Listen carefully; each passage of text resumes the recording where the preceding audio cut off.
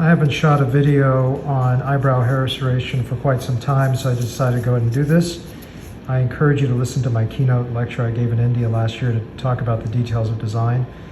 You can see how beautiful this design is. The dark color underneath is a prior tattoo, and what that is actually helpful to create even better visual density. So I rarely tell patients to remove the tattoo. The only time I have them do that is if I feel the position is really not adequate and they need to rechange it to some other position. What this lady did was she, at the beginning of the procedure, did just some fine marks to soften it. I gave her some guidance. I thought that the tail was a little bit too narrow and abrupt, too sculpted for today's standards. So we just softened that here, and also the club here was a little bit too harsh. If you look at the pattern design here, all of this was done with a very, very small gauge needle, very flat, and that's the absolute key.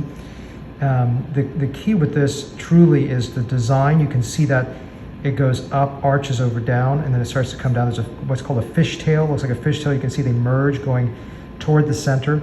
And the key as you go across this area is to really continue your angulation incredibly low, so that you have a very natural, low-shaped eyebrow hairs that don't stick out like this. When I teach students how to do this, I tell them this is the most difficult thing to do, and not to do it anytime soon. They should be at least 5 years, preferably 10 years into a busy hair practice before they begin to do eyebrows. And if you see, there's also, just like a hairline, it's sort of staggered. It's not a straight line. You can almost see there's a little jetty coming out, a little eddy, but it's not too zigzaggy like a male hairline, otherwise it's going to look bizarre. The other side over here, you can see here, it's the same thing. You can see that sort of arching coming up, going down, and then again you can see them sort of fishtail going across, and then that same sort of change across here that looks very natural, so it's not too sculpted on the end. So this is immediately after recipient site creation where I've made the design. Al, can you give me the needle I used? I want to show this. So I want to just show here, sorry to make this a little bit motion oriented here, but this is the needle that I use. It's a 21 gauge needle, and what I want to show you in the design of this is that it has 3 bends in it. So the angulation is incredibly flat.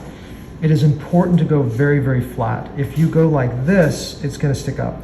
So I actually skive in and go in like this so that they stay very flat. You see that by making what's called sagittal sites, in other words, to do this instead of like this, I can dense pack it. If you go this way, the sites are going to compete because they're very, very low. So you don't want to make coronal or sites like this. Plus, you can't tell the direction. You can't. As an artist, I want to see the brush strokes. I want to see the design and the flow of the hair. And if you try to go perpendicular in this direction, you're not going to be able to see the design of of how the hairs grow. So that's really, really important in my opinion. Some people do it this way. I don't think it's wrong. I did do it that way for a while. I just don't like the results. I think that this is a much better way of doing it. And all these little finesse points are so critical. And the final point of this whole thing is, no matter how good the surgeon is, if the assistant team does not know how to place these grafts, the results will not be good. And what does that mean? First of all, it means great dissection of the follicles, choosing the best follicles here, because we can actually cherry pick the best follicles. Since we don't need to have every single hair placed, we want the finest one hair grafts that look natural, that have the right color balance in this area. The curl is so important, because if the curl is placed going upwards, even if I made a low angle, the result will look fake. And it's also very hard to place these grafts because the angles are so low and they're so densely packed. So proper magnification and also years of experience are mandatory for the assistant team to help place these grafts. If you traumatize the grafts, they won't grow, they'll grow out kinky, they won't grow out well. If they rotate the grafts inappropriately, then the grafts will grow out in the wrong angles.